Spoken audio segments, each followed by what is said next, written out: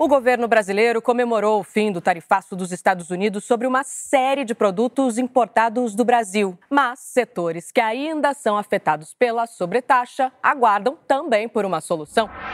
Começamos a semana falando sobre tarifas norte-americanas em cima das exportações brasileiras para aquele país.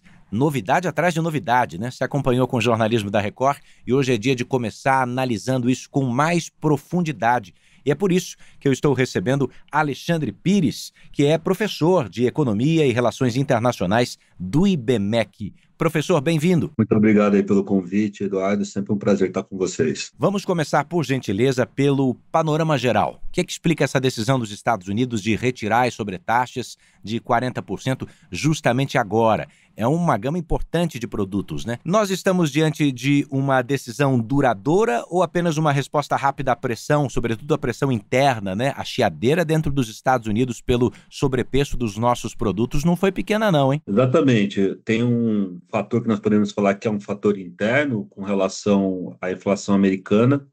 Não é uma inflação alta, mas não vem dando trégua, né? Os Estados Unidos querem ter uma inflação ali em torno de 2%, eles estão na casa de 3% pelo índice geral, que é semelhante ao nosso IPCA, que não é o índice que é usado exclusivamente pelo Fed. O Fed usa um outro índice que está muito próximo disso. E quando nós olhamos alimentos, ele está ali na casa de 3%, Eduardo. Então, é muito, muito alto, né? Ou seja, havia uma expectativa do presidente americano Donald Trump de que esses preços fossem arrefecendo de alguma maneira, né? Até pela entrada de novos ofertantes nesse mercado, disputado aí pelo Brasil, né, que o Brasil tinha um espaço. As contas parece que não foram tão bem feitas e o presidente Donald Trump teve que fazer um recuo. Nós temos que lembrar o seguinte, Eduardo, as importações brasileiras, ou melhor, de produtos brasileiros feitos pelos Estados Unidos, é 1,5% do que os Estados Unidos importam do mundo. Mas esses itens são aqueles itens que estão na mesa do consumidor, né? Ou seja, é o que eles chamam lá de groceries, né? Aquela inflação do mercadinho, ou seja, a pessoa sente, vê a variação do preço. Então é mais um aceno, não deve surtir efeito para o próximo índice de inflação americano, que sai agora em dezembro, mas é como se fosse ali uma tentativa de mostrar que o presidente norte-americano é sensível a essa questão. Então teve esse fator, mais um outro, e a gente não pode negar, na própria ordem executiva, que seria uma espécie de decreto que saiu ontem, digamos, revogando ali essas tarifas para alguns itens brasileiros, ele diz que um dos motivos é o início das negociações e que essas negociações pelos responsáveis estão andando como esperado. Então, o próprio presidente vincula, né, a retirada ali desses 40% nesses itens em razão disso. Então, alguns itens praticamente agora estão com zero de tarifa, porque no outro recuo do presidente Trump tinha ido para zero, né? Aqueles 10% tinha caído, agora caiu os 40%, então vários itens agora estão com 0% de tarifa. Professor, não dá para negar a habilidade diplomática brasileira na apresentação dos dados, dos números, que parecem ter clareado um pouco mais a visão de Donald Trump a respeito da nossa relação comercial, que tinha sido apontada de maneira muito equivocada. Eu queria a sua avaliação política, diplomática e quais são os setores brasileiros mais beneficiados por essa nova decisão. Vamos começar pelo fim, né? Os setores que estão soltando rojões agora seriam os setores ligados ao agro, que tinha sido punido, né? É setor, sobretudo, que a gente chama de hortifrutis, né? Frutas, especialmente, setor de proteína animal. Muitos itens ali ligados a carnes foram retirados da lista tarifada e também, né, o café, que é um produto de exportação nosso muito importante. Os Estados Unidos são os nossos grandes compradores há 200 anos e alguns itens ligados também à aviação civil entraram nessa lista. Alguns já não estavam desde o início, outros entraram. Então, alguns setores têm muito a que comemorar, sim. Ou seja, houve um avanço ali. Agora, a nossa diplomacia, ela conseguiu, parece que, chegar no momento certo e conseguiu com isso, né, sem muito esforço, um recuo sem que o Brasil tenha feito nada até agora, né? O Brasil não mudou em nada a sua postura do ponto de vista comercial, e também não houve nenhuma ocorrência política, né, como estava lá nas primeiras menções que o Trump fez a isso lá em 30 de julho. Então, há um esforço, mas eu acho que é menos esse convencimento da diplomacia, né, e mais esse conjunto de pressões que vem ocorrendo. E também tem um jogo pesado acontecendo, né, Eduardo? Olhando do ponto de vista internacional, como você pediu, os Estados Unidos também querem pressionar outros parceiros, né? Ou seja, facilitando para o Brasil, pode ser que ele consiga pressionar a Índia, né? Ou seja, fazer com que outros negociem, ele pode pressionar o México. Então, há um cálculo aí que nós desconhecemos que o presidente Trump está fazendo, mas ele pode recuar disso, né? Essa é a grande preocupação do setor. Por quê? A ordem executiva, ela cria um estado de emergência para o Brasil, né, que são os tais 40% a mais, além dos 10% lá de abril, né, do Liberation Day. Esses 40% podem ser recolocados a qualquer momento, porque ele não derrubou a ordem executiva que pesa sobre o Brasil, né? Então, o setor realmente ainda deve estar muito preocupado de amanhã ou depois as tratativas não avancem, e aí o presidente Trump, do mesmo jeito que ele mudou de posição agora, mude novamente. Interessante a gente dar esse passo atrás e olhar a pintura numa visão mais macro, né? O tabuleiro continua complexo e, apesar dessa retirada de tarifas que nós citamos, 63% das exportações brasileiras para os Estados Unidos, professor, a indústria especialmente de máquinas, calçados, móveis, tudo isso segue pressionado. Então, que tipo de impacto econômico, competitivo esses setores continuam enfrentando? Como é que vai ser esse fim de ano para esses setores, hein? Perder o mercado americano, ter que disputar com concorrentes do Sudeste Asiático, do México e outros lugares, nessas condições sempre é ruim. O Brasil sofre com isso, né? E esses itens que você falou são aqueles que nós chamamos de maior valor agregado, né? São cadeias mais longas, com mais tecnologia colocada. O único setor nosso que escapou disso, né, é um setor muito especial, que é o de aviação, graças à Embraer. É algo que os Estados Unidos dependem, ainda mais porque é um país que usa demais transporte aéreo. Mas esses outros setores que a gente poderia chamar de manufatureiros, eles estão sim pressionados. O que os Estados Unidos fizeram, Eduardo? Eles olharam os itens que eles não produzem, que não são itens de fácil substituição por outros países, e eles foram lá e retiraram. Não fizeram isso só com o Brasil, né? Fizeram isso com vários países nesse último mês, e é esse sinal que os Estados Unidos estão dando. Olha, setores que nós não competimos, ou seja, que nós não somos produtores concorrentes, nós vamos distensionar e remover tarifas. Os setores que nós somos competidores no mercado mundial, nós vamos manter tarifas. Isso é um péssimo sinal e agora resta esperar se o Brasil pega o embalo, né, nas negociações e consegue fazer uma proposta que remova, né, que elimine essa ordem executiva que fica pesando aí sobre a cabeça do exportador brasileiro. Bom, o senhor nos disse nessa entrevista até aqui que não houve muito esforço da diplomacia, né?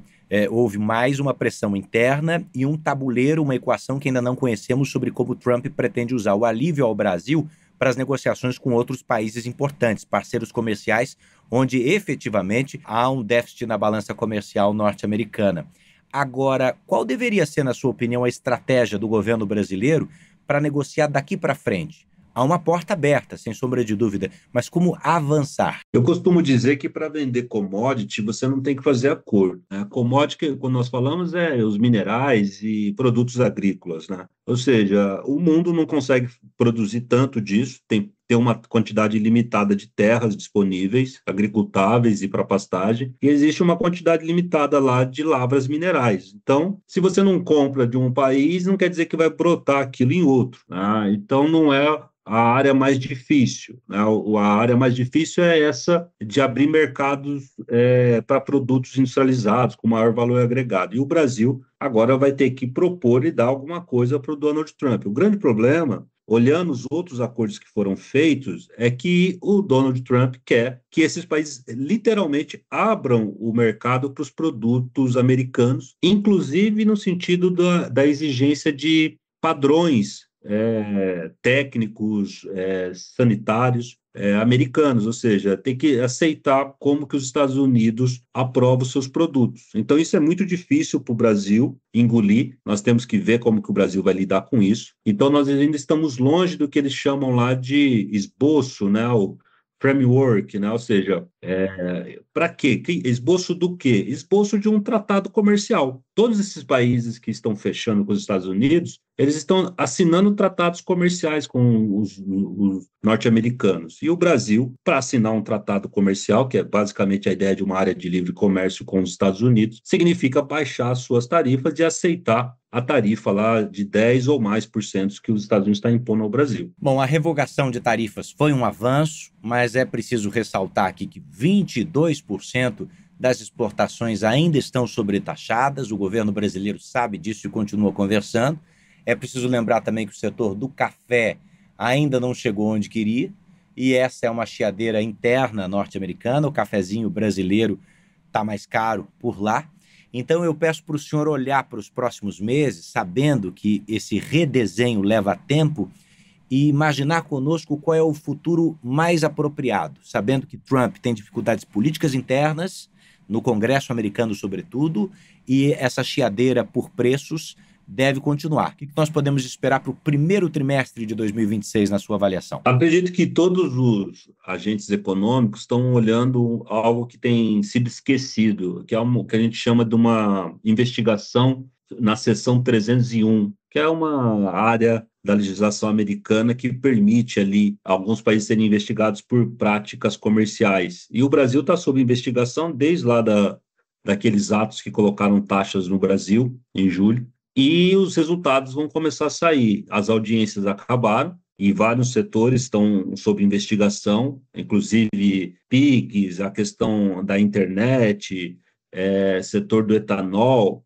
todos esses estão com um resultado para ser publicado. E é provável que o resultado dessa investigação vai ser, né, o esboço, né, do tratado comercial que os Estados Unidos vão querer assinar com o Brasil. Olha, a recomendação do representante comercial, segundo a investigação, é que o Brasil tem que modificar essas práticas. Se vocês modificarem, temos um acordo. Se não modificarem, não temos um acordo.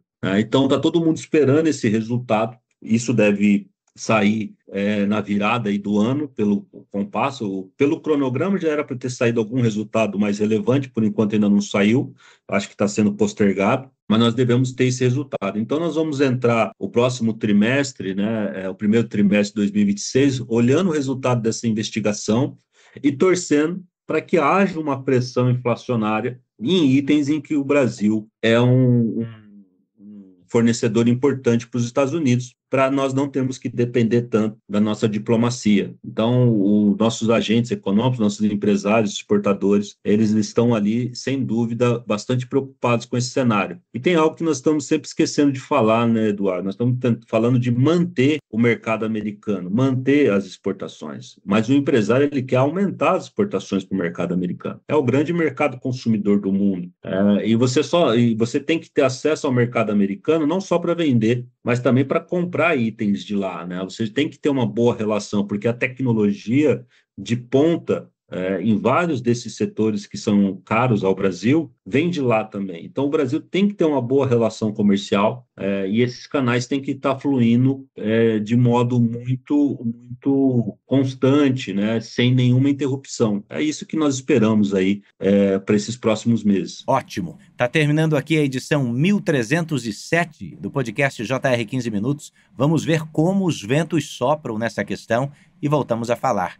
Obrigado pela presença e pelas contribuições sempre importantes. Alexandre Pires, professor de Economia e Relações Internacionais do IBMEC. Eu que agradeço sempre o convite, sempre à disposição, Eduardo. Você sabe que o JR 15 Minutos é que nem pão quentinho, né? Amanheceu, ele já está no seu tocador de podcast predileto, mas você também o encontra no portal R7 e nas redes sociais do JR. Esse episódio teve produção de David Bezerra, estagiárias Amanda Fusita, Bárbara Maiato, Mariana Picciarelli e Yasmin Logrado. A sonoplastia de Bruna Franco. Coordenação de conteúdo, Deni Almeida. Direção editorial, Tiago Contreira. Vice-presidência de jornalismo, Antônio Guerreiro. Eu sou Edu Ribeiro, te agradeço a companhia e bora para a próxima.